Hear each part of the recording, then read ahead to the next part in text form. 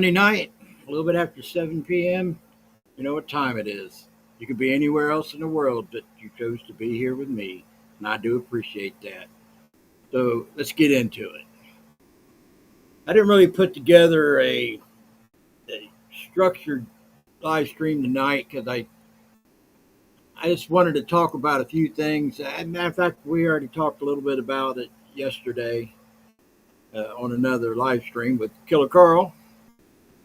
But I want to go over it too because I want the significance of it and the fake outrage from the left and how nobody's really paying attention to them. Now I am kind of curious. It's off topic, but the same.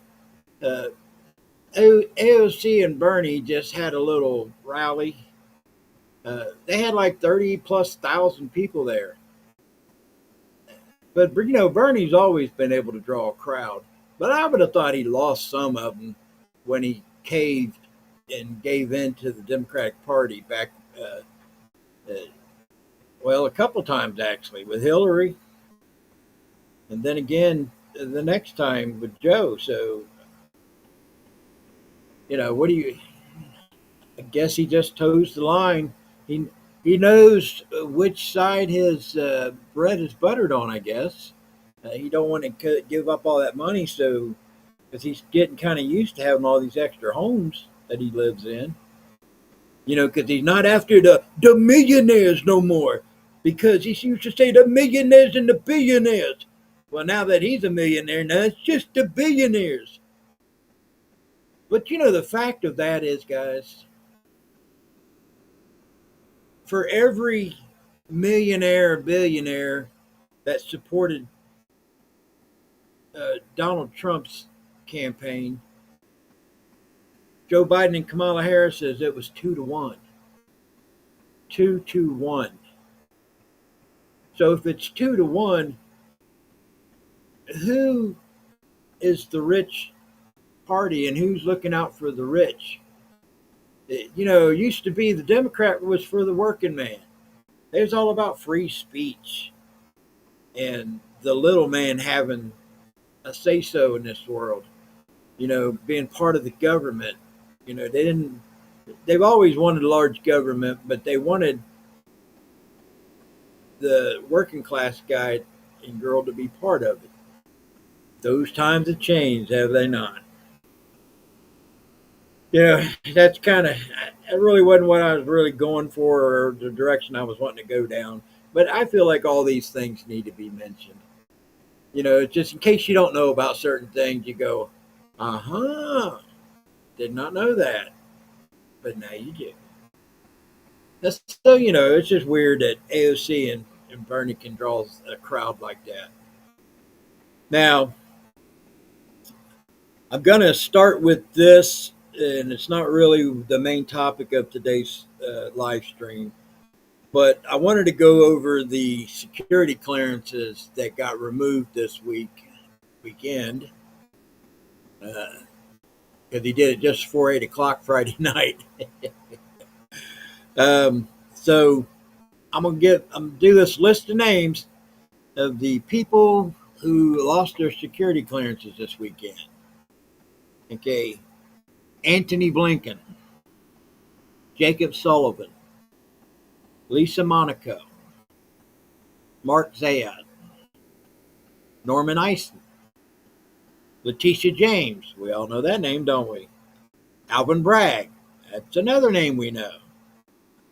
Some of these names you may not know. They're part of the administration for Joe Biden and them, but these other names, it's part of the lawfare against President Trump. The Andrew Weissman, we all know that piece of shit. Hillary Clinton, who'da thunk?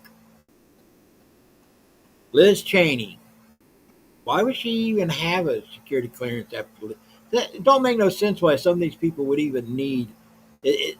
When you leave a job, you don't get to take the job home with you, and you get like daily briefings at home after you retire from a job or got fired or whatever.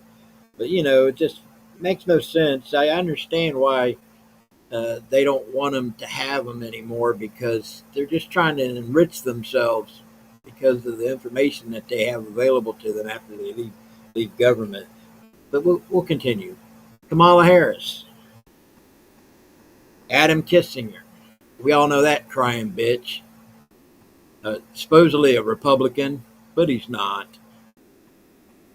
You know, he's one of those people. If anybody should be wearing a dress,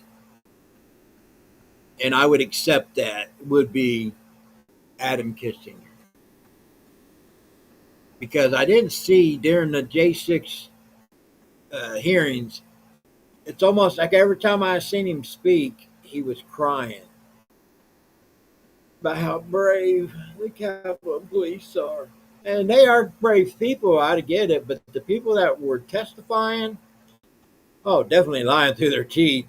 Definitely lying through their teeth. Because there was too much video evidence to show different. We'll continue. Fiona Hill.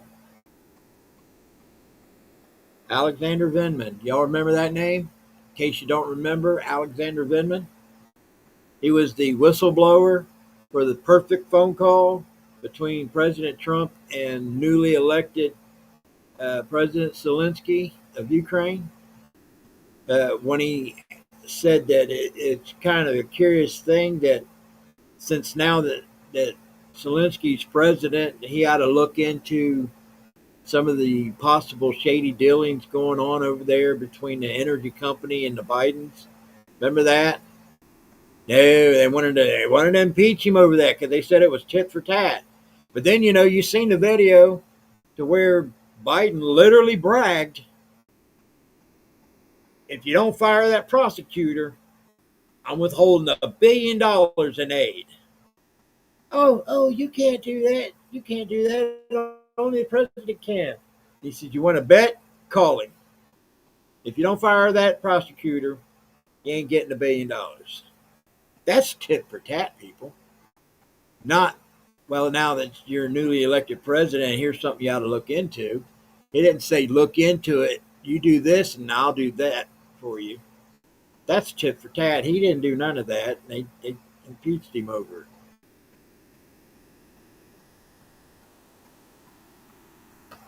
Trump signed something to get the Haitians moving out of Springfield. Well, yeah, I mean, that's been going on. A lot of them are self-deporting there, Jack. I'll get into that in a minute. That's something I was going to add into tonight's live stream. So, yeah, I'll cover that a little bit. So then, last but not least, definitely not least, Joe Biden. Joe Biden and other members of his family. Why would any of his family members have security clearance anyway? I don't get that. Especially if it's Hunter Biden. I mean, that man can be compromised. Any one of these people can be kidnapped or some kind of an extortion or whatever, blackmail, to use their security clearance. So this is making them safer. It's basically giving them a little bit more security because now they're not a valued target to blackmail, extort, or kidnap to get secrets from the government. So it's a good thing. Don't you think? I do. They may not, but that's them. Because they're not worried about that part. They're worried about, well, now I'm not as valuable to the mainstream media to get on there and do my little commentary, and they ask me questions, and I can answer it with inside information. But anyways, hey Rusty, how you doing, bro? So, that's not a big topic tonight. I just figure I'd go over the list of names in case you didn't know all of them. Because a lot of people just see the headlines and they're only listing like Hillary Clinton and Kamala Harris and stuff. I don't know why they're not mentioning some of these other people. They're just as important. Dave. switched over to Rumble, did you, Dave? So, saying that, I want to talk about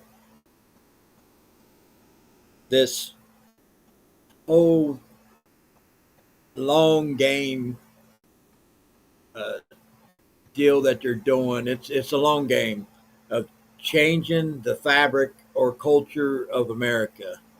Um, you know, the other day I played a thing from the Joe Rogan show where they played the recording of Paul Harvey giving you the rest of the story.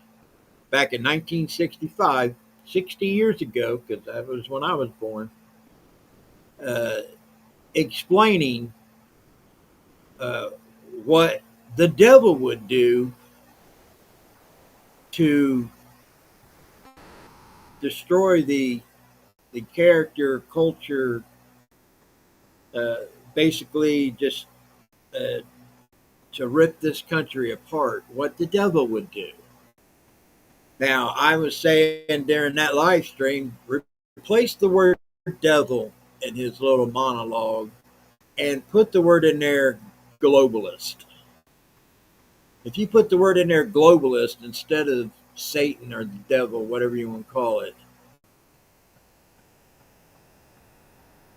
it explains and describes everything we're going through right now. Everything. The things they're trying to do, our own government is trying to do to us, which is really, that's what gets my blood pumping. If anything makes me mad, is to know that my president, whether they're from the left or the right, done something that's so dangerous and so critical to this country as to deliberately open up the southern border and allowed about 11 million within 4 years of undocumented people into this country. And to go a little bit worse than that, how you doing, Andy? Made a deal with President Maduro in Venezuela to let the Trende Agra gang members out of their prison and help ship them to the southern border to infiltrate the country. And our president made that deal with President Maduro. President Maduro said that was not his idea to do that. President Trump was right 100%. That did happen. You remember when they were gawking and laughing at him and saying it's just another lie? That's stupid. No, nobody's doing that. And now President Maduro said, yes, it did happen. I did it because your president said that he would lift sanctions from my country if I did this for him. And to use the field office in Colombia, the FBI/CIA field office, I guess, to help get them from there to the southern border. And what makes matters even worse is guess which governor that handled the transportation on this side of the border? We all know him as New Scum. So, whenever a lot of people say globalist, they assume it's people over in Europe and other parts of the world that want to kind of like dissolve all the borders around the world. And like they want to destroy the US dollar. That's George Soros' biggest thing. He wants to destroy the US dollar. They want to destroy this country. They don't want to have one specific country stronger or different or better than the other. They want to have this globalist committee, basically, of unelected people.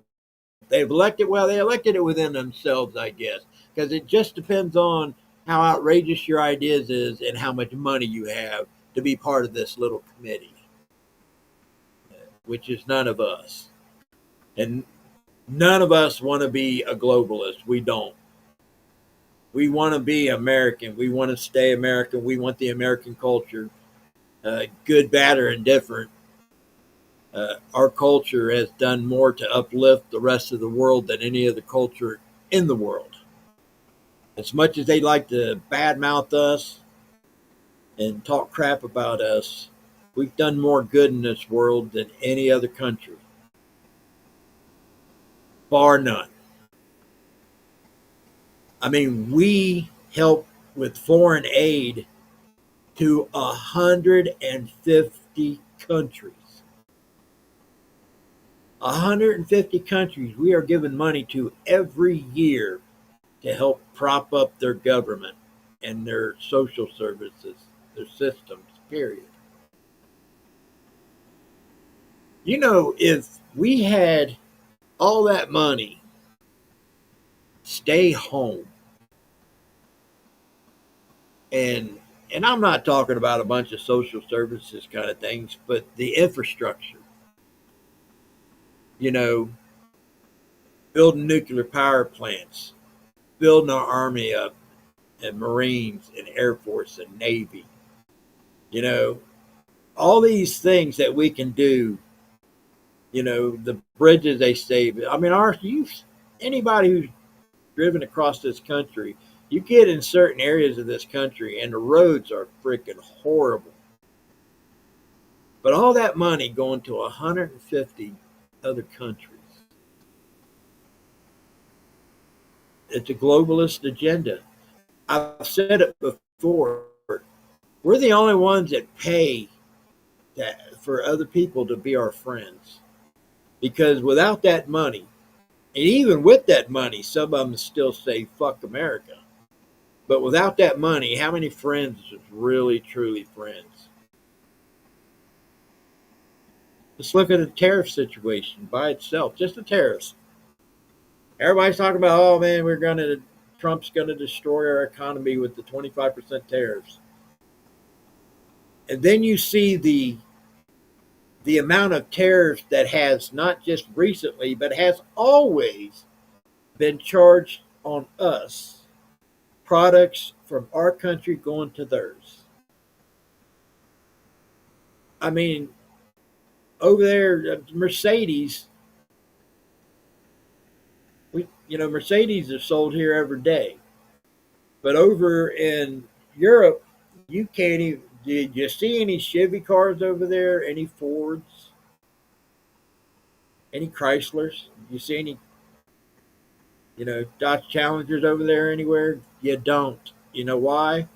Because the tariffs are so freaking high, the U.S. companies can't afford to sell there.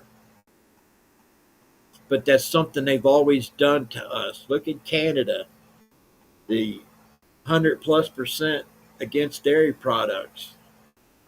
They got one deal, and I'm thinking it's metal. Don't quote me on it, but it's like 250% tariff on it. So there's no way that we could sell those products in Canada, but yet they want to sell all their products in our country without having that measly 25%. Think about it. I think before it was like 2.5%, and then Trump wants to put the 25% on it to combat these other tariffs that's already been on our country. Sounds fair to me. Why is everybody in such an uproar? Don't get me wrong, we're going to have some short gain pain, but we're going to have long-term prosperity as long as we stay the course and don't waver from the agenda that he's trying to do. But saying that, once again, I know I go off topic, guys. That's what I do. But it's still the same topic. Don't get me wrong. But I ran into another video the other day, and I'm going to try to bring it up real quick. Now, the last video I played about the globalist agenda was from 1965. This next one is from 1943. And then it gets added on to, and y'all will, I can't hardly pronounce his name, so I won't butcher his name, but you'll see it in the video. This is the individual that was Hillary Clinton's hero when she was in college. This is where the Clintons, this is why I say a lot of this stuff, even though it was trickling through our government before the Clintons, it went on steroids after the Clintons got in office. So all these things that are happening now, from the Clintons in the 90s till now, everything's on steroids. You know, it kind of slowed them up a little bit with 9/11. You know, that's something they didn't expect, and that kind of brought the country back together. You know, they didn't want that. They didn't want us to be patriotic. They're trying to destroy that. That's the whole goal of the Clintons. They were trying to destroy the feeling of patriotism, because they say it's a bad thing. The Clintons say it's a bad thing to be patriotic because we live on stolen land. Well, no, we live on conquered land. You know, everybody's been fighting everybody for generations. When we got here, we just happened to be more in number and had better weapons. It's the only difference. If they had better weapons and were larger in number, we probably wouldn't have colonized here. We'd have been shipped back to Europe with our tails tucked between our legs. But that's not what happened. What happened. It created America as we know it. Still got to have pride. This country, like I said, has done more for other countries than any other country in the world. So let me try this. Some of you may have heard about this from 1943. Some of you all are really engaged in that kind of thing. Sorry, let me look at my chat real quick. Hey, how you doing, Mary?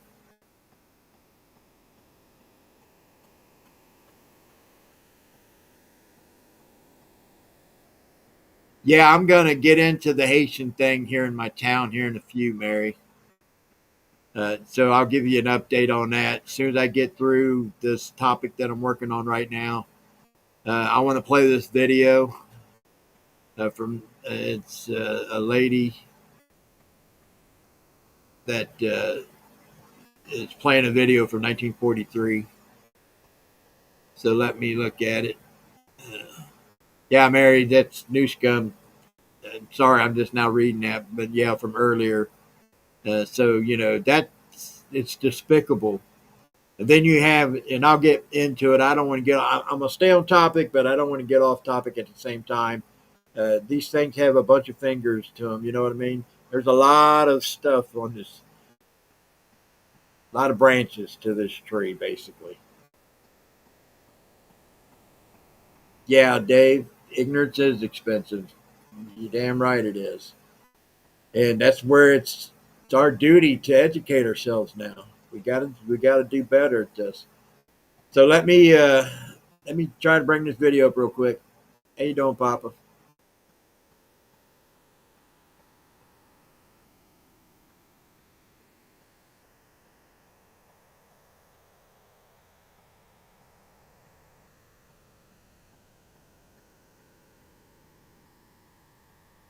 We've been watching history repeat itself, and this is proof. Watch this. In 1943, the following directive was issued from party headquarters to all communists in the United States. It read, "When certain obstructionists become too irritating, label them after suitable buildups as fascist or Nazi or anti-Semitic, and use the prestige of anti-fascist and tolerance organizations to discredit them. In the public mind, constantly associate those who oppose us with those names which already have a bad smell. The association will, after enough repetition, become fact in the public mind." 1943 predicting exactly what the left does today. And it doesn't stop there. In 1971, just about 30 years after this video took place, another communist named Saul Alinsky wrote a book called Rules for Radicals. In this book, he said, and I quote, "He who controls the language controls the masses," end quote. This is not a new tactic for the radical left, but it's so crazy how much this 1943 video and directive to communists resembles what we see today in 2025.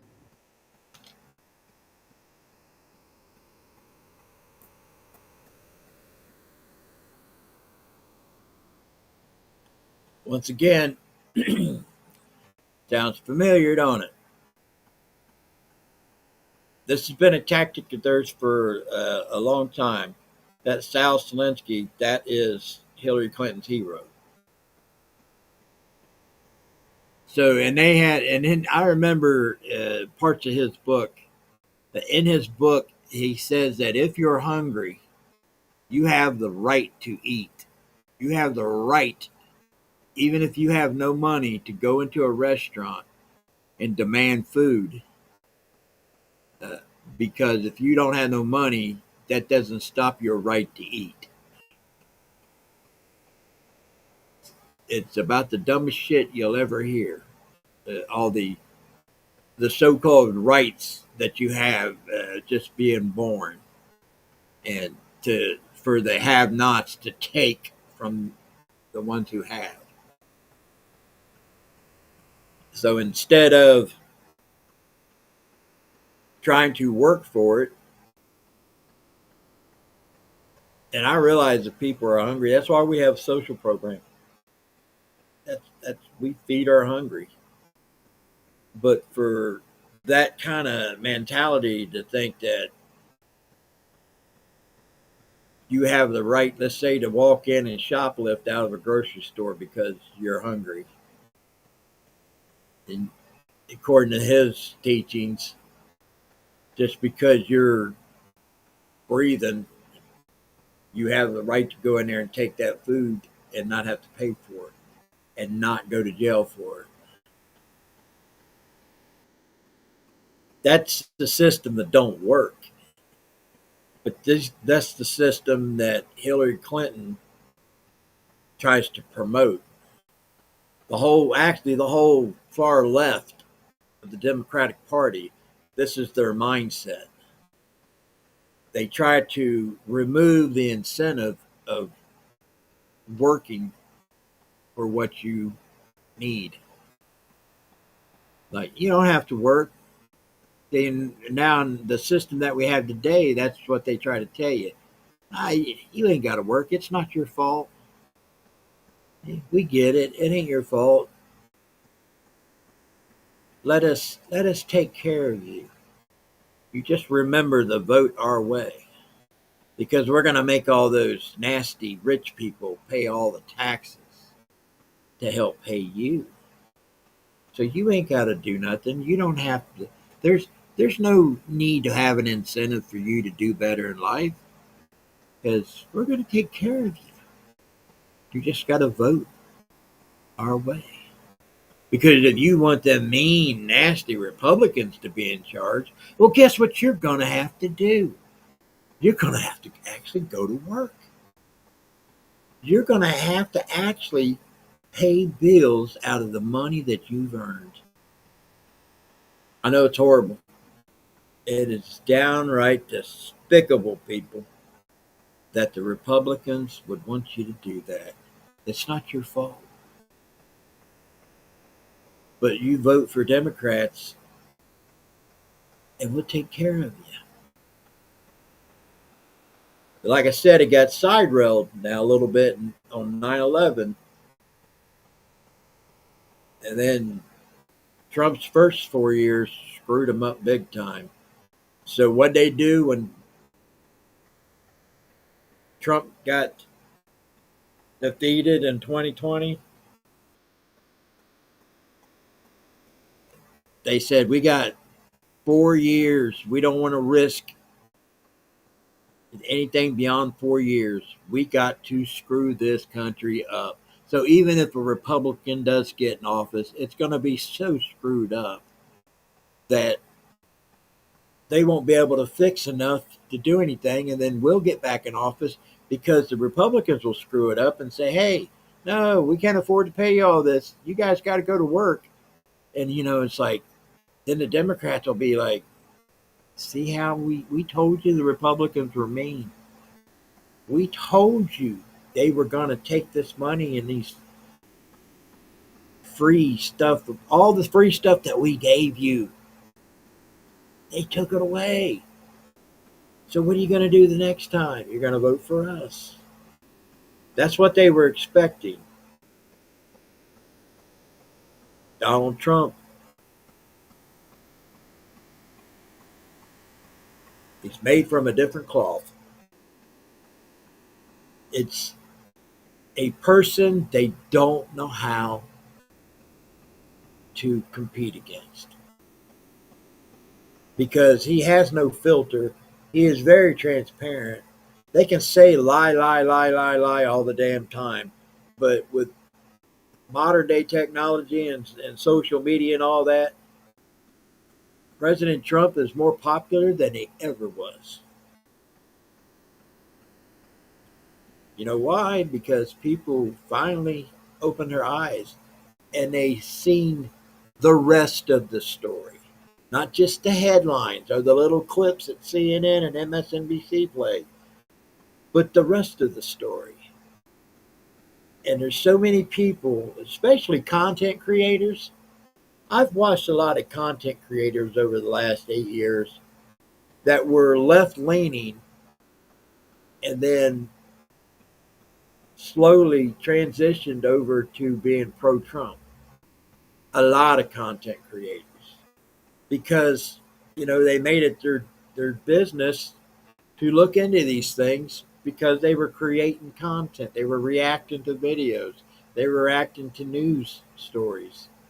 And then when they actually seen that the news story that like the narrative that CNN or somebody was trying to push, they started realizing this is all a damn lie. There's something very nefarious going on here. And the last 4 years, oh, that opened it all up, people. That opened it all up. But President Trump ain't the fix. He's the start.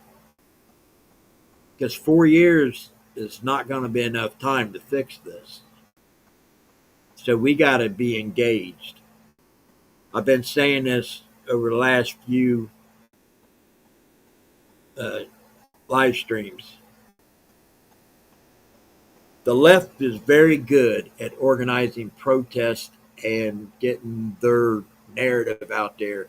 You got people you got the politicians, which is fake rage. You got the paid protesters. And then you have the smaller group, which is the most dangerous group. And that's the ones who drink the Kool-Aid. That's the ones who have very low IQ. Y'all know them. They all look the same. And what's the most dangerous group of people in America? Liberal white women. And then the men in their lives go along with it. That's the most dangerous group in this country right now, is liberal white women. Because if you look among all the other things, white men, minority men, and when I say liberal white women, I mean like college educated liberal white women. That's the highest percentage of negative Trump, feelings. But so the non-college educated white women, the numbers are much, much lower. They are like almost an even split between pro-Trump, negative Trump. But the thing is you get those people who drink the Kool-Aid. Those are the dangerous ones. Those are the ones setting fires to these Tesla dealerships, these charging stations, keying people's cars, uh, wiping shit on their cars. These are the dangerous ones. But I've been saying it's time to step up. We're not known for protesting, guys. We're not. Even J6, out of all those people that were there, they can only account for 36 people in that group of thousands that was actually violent towards the police there, the Capitol Police.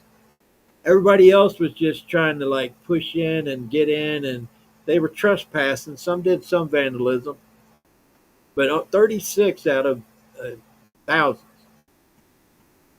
was the ones who really did something that we probably would be ashamed of. It's a small group because we're not known for protesting.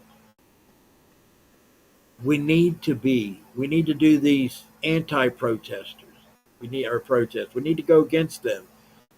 Now they put out a schedule, so we know where these protests are.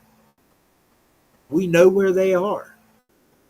I've said this for last week. You got to organize. Use your local Facebook. Every city has a Facebook page.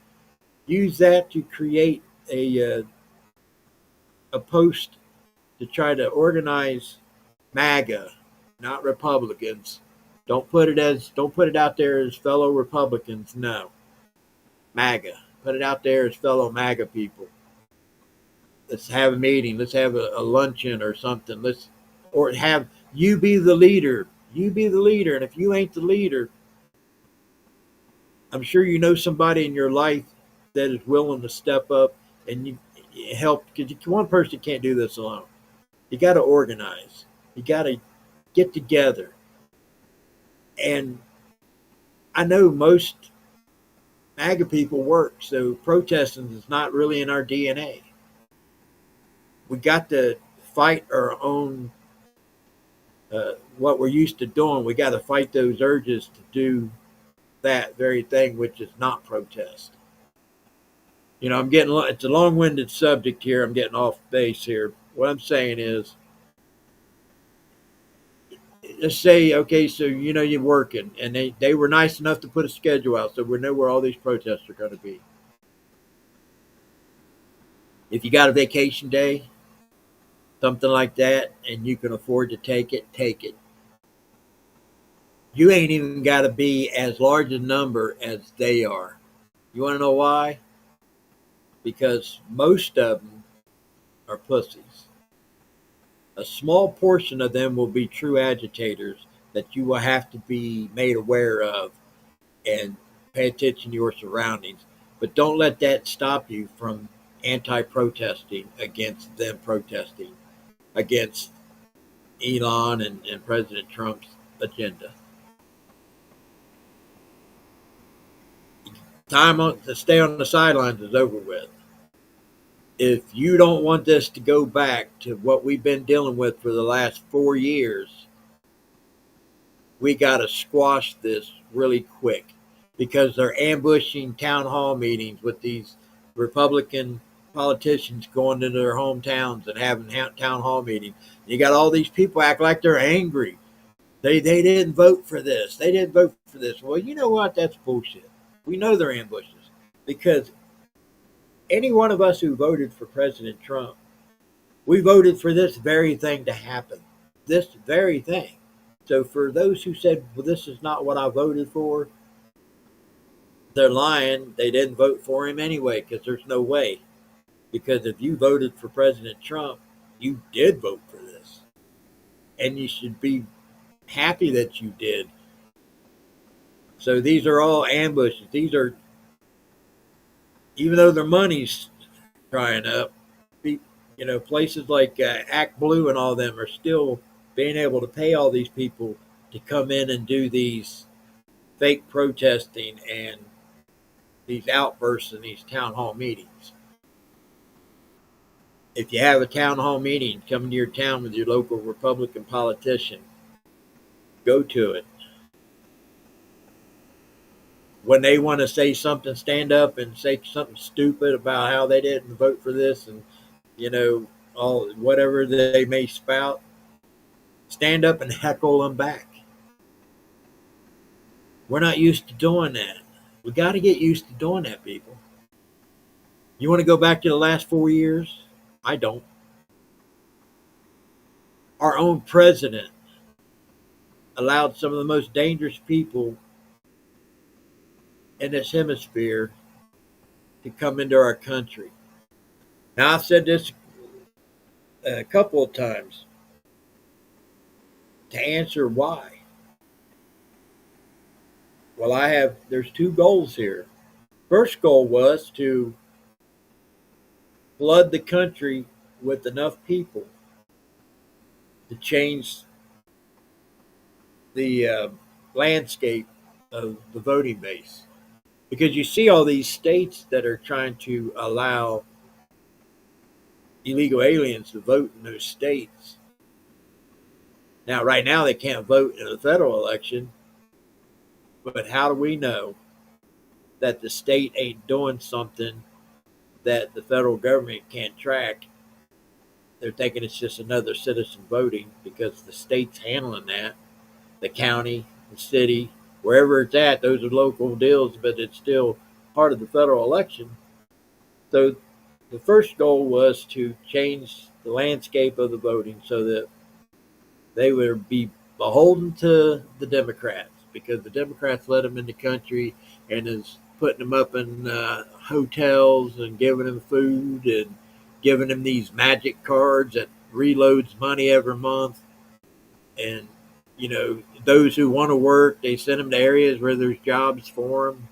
They get, they even get shuttled from wherever they're living to the job and shuttled back. And all this money comes out of their paycheck. Those people are exploited. But the rest of them are just living off our dime. I mean, and it wasn't just FEMA. They pulled money from EPA. They pulled money from that flooded through all these NGOs, through like USAID and a few other departments. So they found out various ways to keep money flowing into these illegals so they'll stay here. Goal number 2. If option 1 didn't work, option 2 was to insert their own army. Because they can't trust the U.S. military to fight their own people, because the U.S. military is us. You may have a couple of goofballs in the military think, oh yeah, I'll pull the trigger on my own people, I don't care. But that's more likely somebody else in the military would take them out, so that would probably cure itself. So our own military, they can't trust our own military to go against the U.S. citizens. So goal number 2, insert your own army who's willing to do whatever to win. Most vile things, not just in a battle, but they do the most vile things to the people that they go up against. So, because we have the Haitians, that's all they're used to is violence. You have the Venezuelan gangs, that's all they're used to is violence. The Colombian gangs come here, violence. They're all prone to violence. So our U.S. government inserted its own army that would be loyal to the Democrats and not to America, because they don't have no ties here. They don't really want to be an American. They just want what America possesses. So, time to step up and push back is now. I've been saying they've poked the bear. It's time to poke back. We need to do something. We can't have another 4 years like we've had in the last 4 years. And it's so disappointing, even though eyes wide open now, wide open. It's still disappointing to know that even though it's a group of people that I don't agree with, the people on the left, that they would do this to their own country.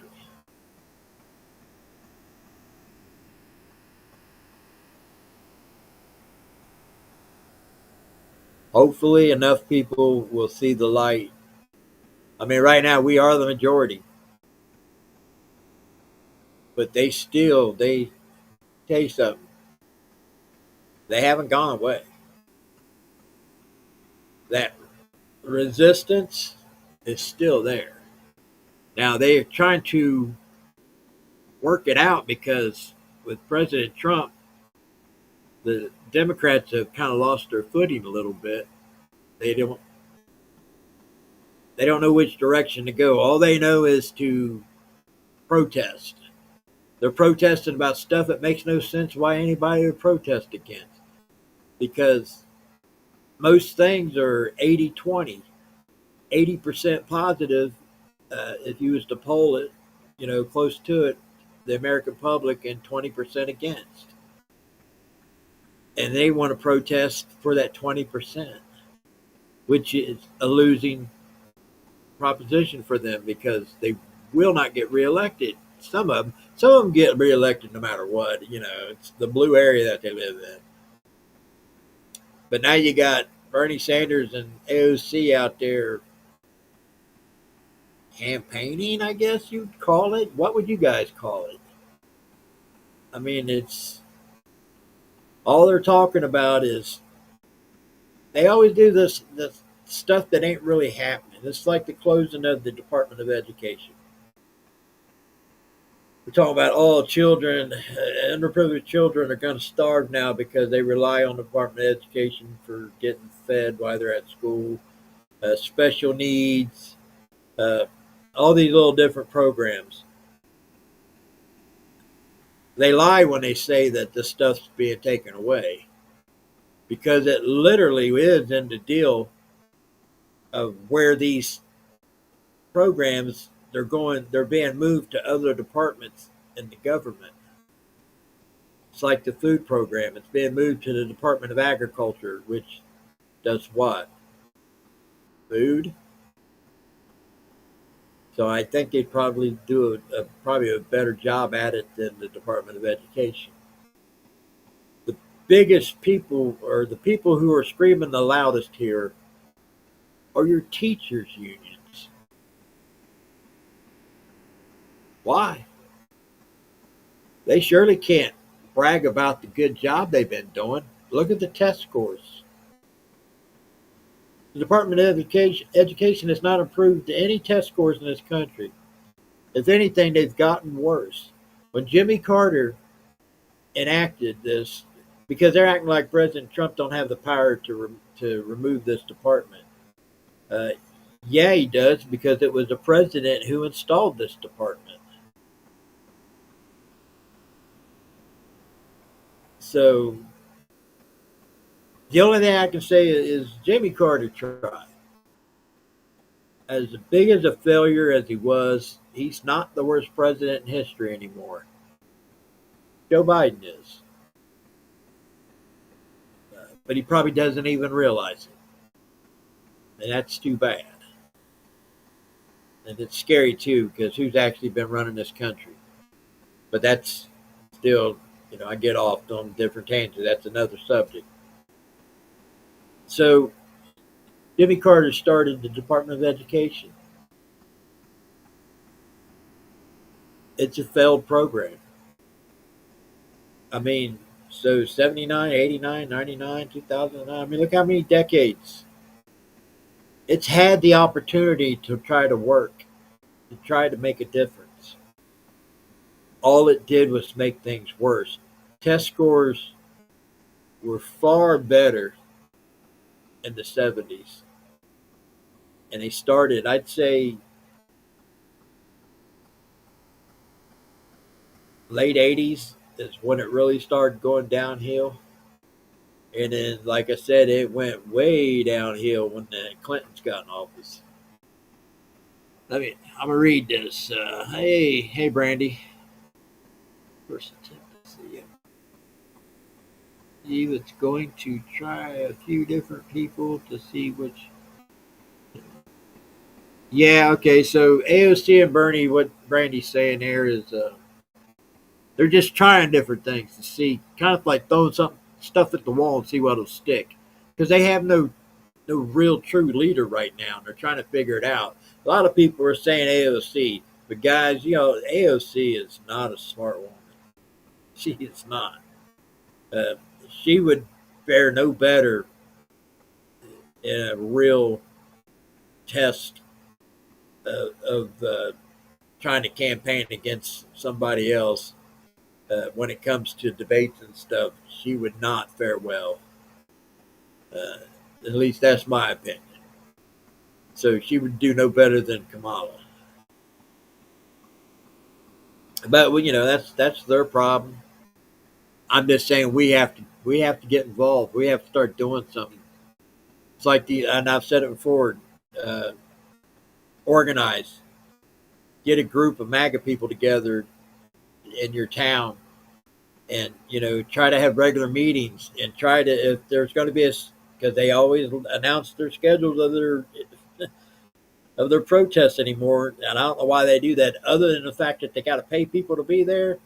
So they got to set up a schedule so they can say, hey, okay, so we'll pay you this much money, like $40 an hour is what it typically is, on these days for this long. We need people available. So they've got to put out a schedule. That's nice of them to do that. So now we know what day, if you're working, what day you can take a vacation day or whatever to go and protest against these people. Form a neighborhood watch for those who have Tesla dealerships in their area. Yeah, all these Teslas, they all have cameras. And these idiots that does this stupid shit in the parking lot, like keying the cars or wiping shit on the cars or whatever, uh, you can see them because they're not smart enough to cover up their faces. But these people who are going to these dealerships, that's organized, guys. That is organized. They've caught 3 out of what, over 13 dealerships, not including charging stations. So if we have neighborhood watches and take turns, take shifts, and try to catch these people and act, and I've been saying it, you don't have to engage with them.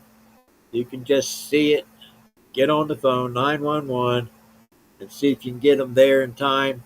If not, if you can get close enough to find out if they walked up there, if they drove up there, get a license plate number, anything that would help the authorities take these bastards down. Because somebody's going to get hurt, like the swatting. All this stuff is super, super dangerous. It's gotta end. They gotta have a punishment that they have. It's going to take somebody to actually get charged and get convicted, so all the rest of them can see and go, "Oh shit, that could happen to me if I did that." Because a lot of people don't mind losing their freedom for 6 months, 18 months, because they usually don't really have nothing going on in their lives if they're on that side of the aisle anyway. But if they lost 20 years of their life in prison, I think that would change their minds.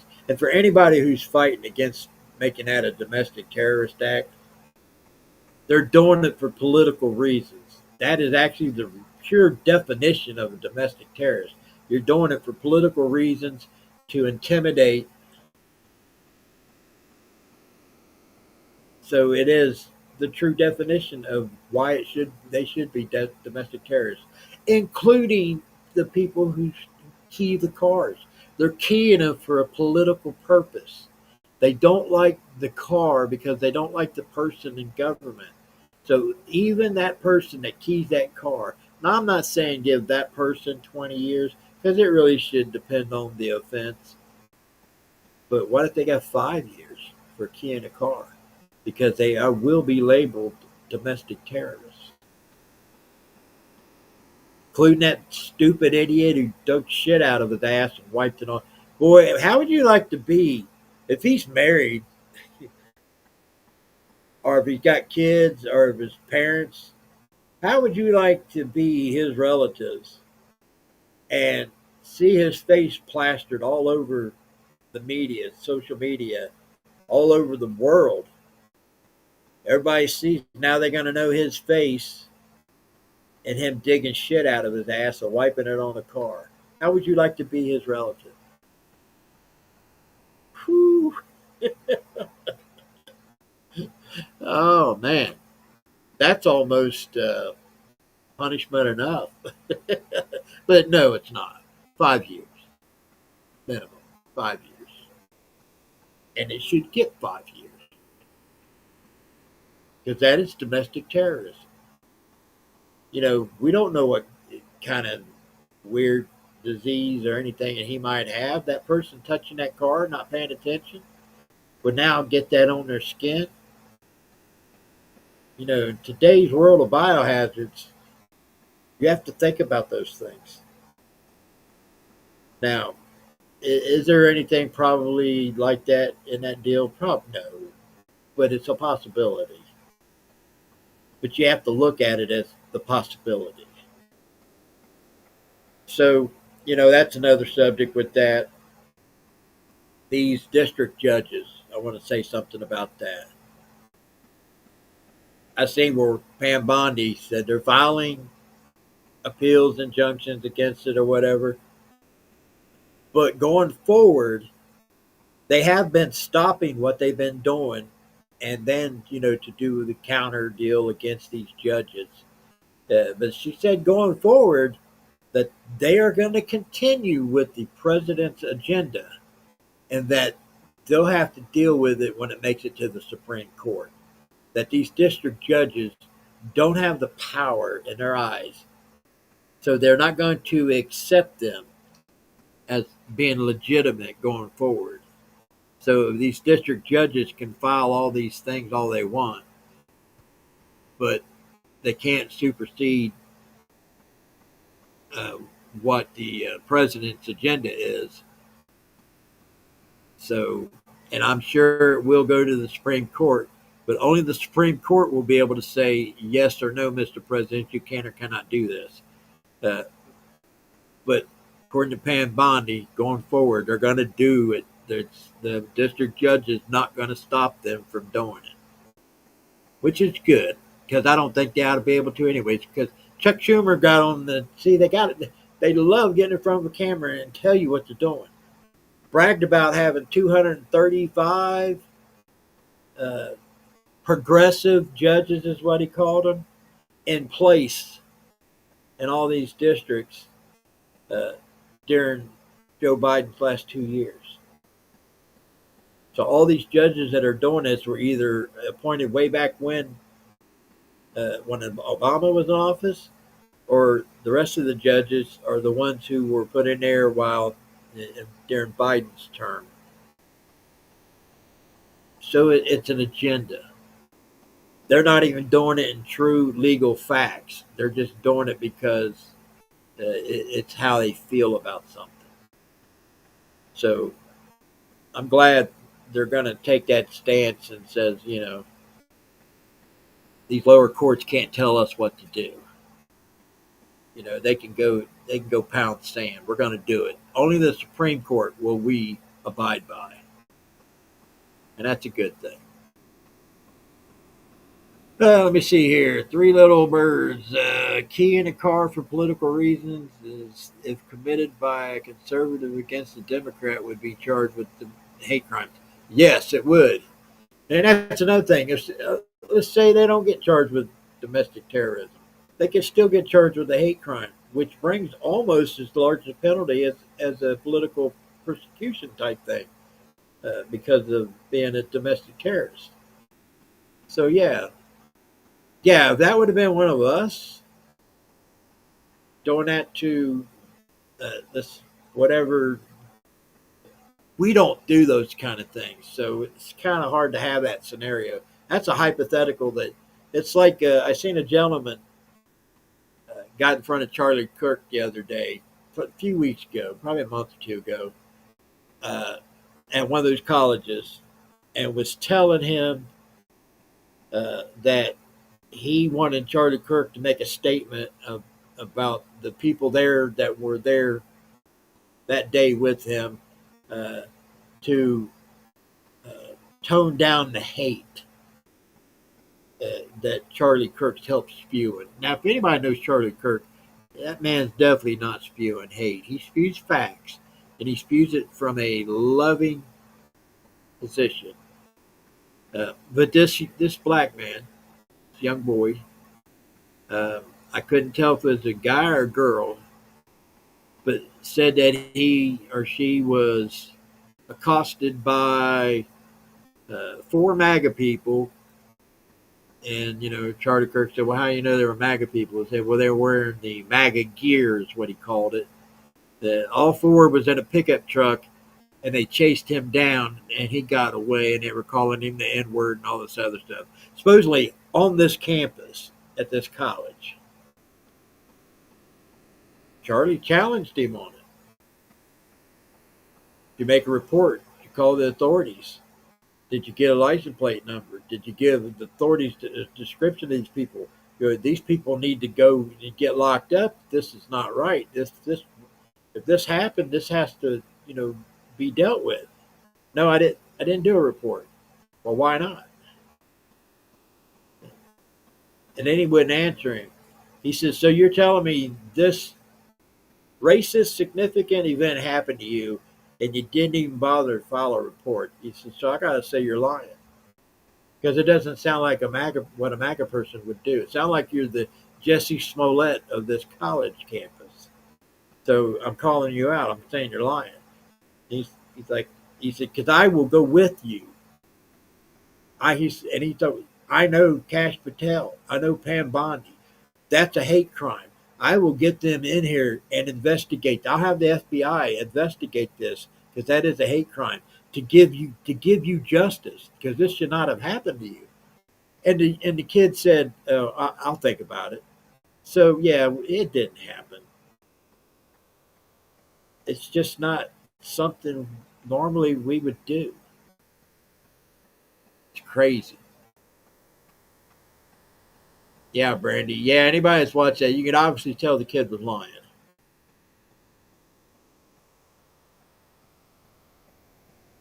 Yeah, Three Little Birds. We would get J6 if we was to do something like what they're doing right now. I would absolutely would. And the whole thing, people talk about the pardon of the J6ers. There was like 36 people who were actually physically violent towards the police. The thing about this is it's not that whether the reason why they deserve to get pardoned, it's not for what they did or didn't do on that day. It's how they were handled in the process of not getting due process, getting arrested and thrown in jail without the ability to speak to a lawyer, to be held for months without knowing what they're actually going to be charged for. All these things, having to sleep on floors, they let them go hungry. They didn't let them shower in a lot of places. This is stuff that don't happen in America. So yeah, all these people deserve to get pardoned just for the fact that due process was not handled correctly on this whole situation. So it's the authorities' fault. If they would have done it correctly, then I would say, yeah, a lot of them should have got pardoned. Maybe not that 30, 35 or 30, 36.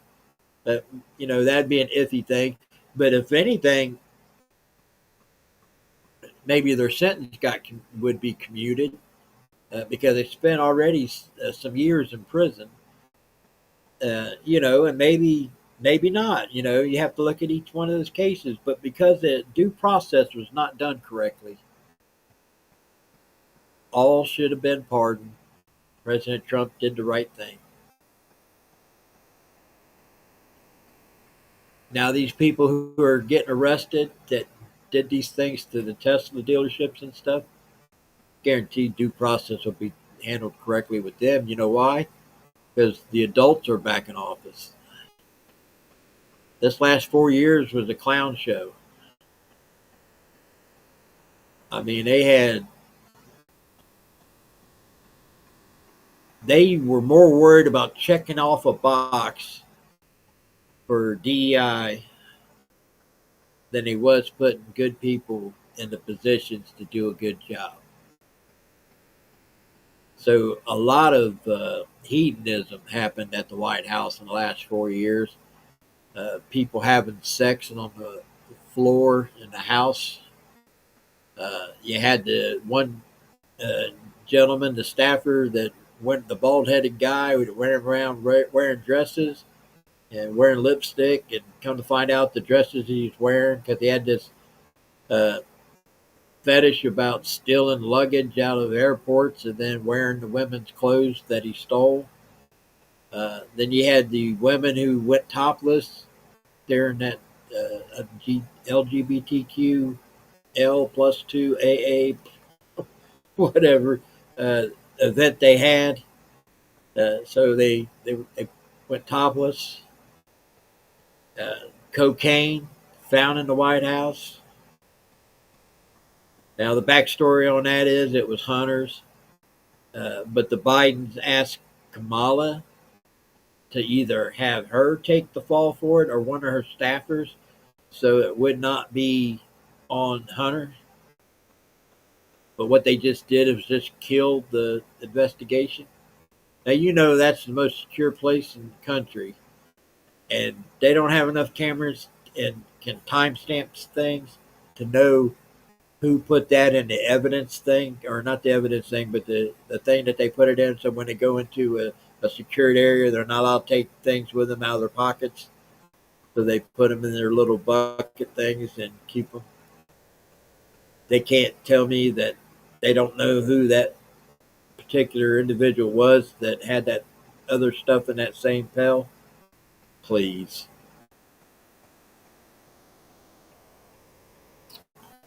It's crazy. Now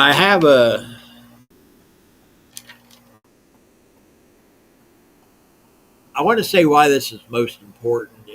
You know, they act like Republicans or MAGA are heartless about the immigration deal. Here's the thing, people. Culture is important. Now, we're a melting pot.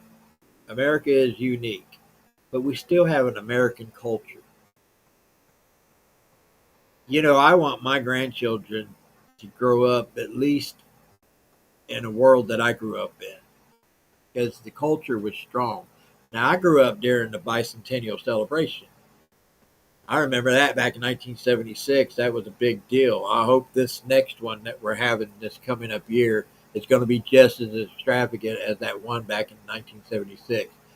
But saying that, uh, even though I was raised very poor and in a dangerous area, I didn't feel like I was deprived of much.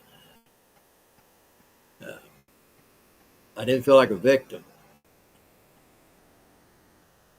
I want my grandchildren to grow up and not have to worry about feeling like a victim or being told that they are victims. You know what I mean? It's like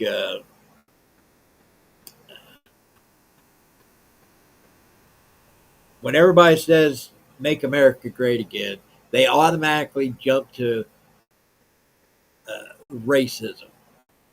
You know, you want to take us back to the 1950s before the Civil Rights Act and all this, and everything in between, Jim Crow era and all that. Race is a small portion of American culture. Was there racism? Absolutely. But it's just one thing out of many. Most of us, when we say "Make America Great Again," that don't even come to mind. And I get it that most of us probably don't think that it is. Some people do believe it's important, but that's not what we're after. That kind of thing. You can want other things to secure your culture of your country without it being, having negative connotations of something. Because culture is important. People who like to travel. You travel to experience other people's cultures. What's happening right now in Germany, in England, or United Kingdom, whatever you want to say, Ireland, all over the world. They've let so many immigrants in, large amounts flooded in, and it's changing the culture, the landscape of their countries. That's what they're trying to do here. Because I give you an example. Simple terms. This is, you take a glass, and you know those little packets of flavoring that you get in a little box, a box of like 6 or whatever, and you dump that in there and you mix it up and you drink that. It's strong. Now you take that same glass and you dump it in a gallon jug of water. Shake it up, you go to drink it, it's diluted, isn't it? Now imagine taking that same gallon, dumping it into a 5-gallon bucket of water. You're probably not going to be able to taste that original flavor at all.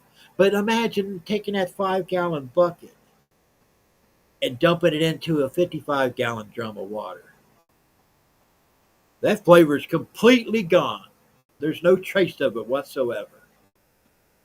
That's what they're trying to do to these cultures, these globalists. That's what they want. They don't want you to have a sense of culture or pride or patriotism. They don't want you to be an American or an Englishman or Irish. They don't want you to be any of these things. They want you to be a globalist where you have no ties to anything and nothing. There's nothing that grounds you. There's no culture. That's why they're doing all this. Everything you see, this is why they're doing it. Now, I know I've gotten off on a bunch of different weird things tonight, and I apologize. And I'm going to get off here. But I do want to play one thing. I got one more video, and then I'm gonna get off here, guys. So let me go in here and try to find this video.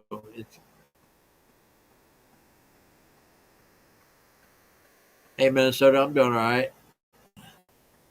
Let me jump in here and find this.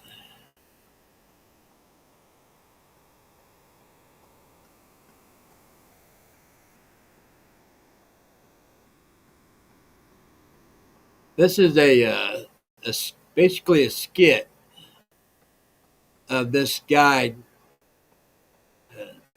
trying to support feminism.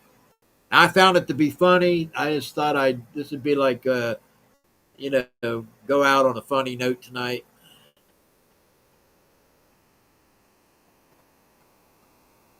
And that's why, genuinely, as a feminist man, I think that toxic masculinity is so destructive for our culture. Cheers to that. Right? I wish all men were feminists like you. Me too. It's so refreshing. All right, here's that check for you, sir. Sir? First of all, do not assume my pronouns. Second of all, how dare you assume that because I'm a man that I'm going to be paying for this whole dinner? Women are fully capable of paying for themselves. Oh, I'm sorry. Do you want me to split the bill between you two then? Actually, why don't we do this so we can really drive this point home for you, because you're giving me very misogynistic vibes right now. Leave the entire bill, and she will pay for the entire thing because she is a strong, independent woman who does not need a man to provide for her. As a feminist woman, wouldn't you agree with that? Yeah, I guess. Okay. Yeah, in that case, here's the check, ma'am. I'm sorry. Okay. Canceled. I cannot believe how toxic that guy was. Right, so toxic. Oh my god, this is expensive. Oh, you got it. Give me a purse, bitch! Give me a purse! Matt, are you gonna help me? Absolutely not. As a feminist man, I don't want to imply that you can't defend yourself just because you're a woman. Are you serious right now? Yeah, what? Yeah, there's no difference between a man and a woman physically. Gender's just a cultural and societal construct. You're just as capable of defending yourself as a man is. Chase, pussy! As a feminist woman, wouldn't you agree? Yeah, I guess, but can you at least do something like call the police? He's literally getting away with my purse. The police. We need to defund those racist pieces of shit. Hey, bitch! Long time no call. Johnny Suckett? What are you doing outside of West Hollywood? I make my round. Long time no cock? Who is this? Let's just say your little boy toy here and I used to have some wild nights down in West Hollywood. You know, boy town. No, I don't know. Sucks for you, sucks for me. Perhaps I'll see you there tonight, bitch. Oh! What was that? Are you gay? As a feminist man, I'm sexually fluid, so I don't believe that men need to conform to being heterosexual, even within a relationship. As a feminist woman, wouldn't you agree with that? All right. This.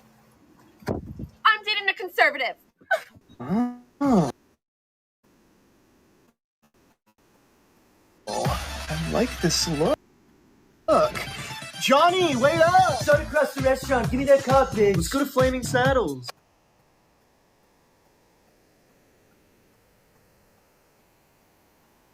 All right. Really has nothing to do with what I was talking about tonight, but I found it to be funny. But it's one of those other things to where they try to infiltrate the silliest shit to try to convince the masses that that is truly what we were supposed to want, and that truly just helps destroy the culture of this country because that's not what we were based on. So, anyways, guys, I'm gonna start doing daily content on Rumble only. So if you're watching me on YouTube tonight, you got to come to Rumble. Empty Pockets Podcast on Rumble. I'm only going to be doing some content on my Jimmy Pockets YouTube channel, and I'll still be doing the Sunday live at 7 p.m. But Rumble's the place to be honest with you, because it's going to be content I can't talk about on Facebook, or excuse me, YouTube. Sorry, Facebook. Whew. Been a long day. Give me a thumbs up.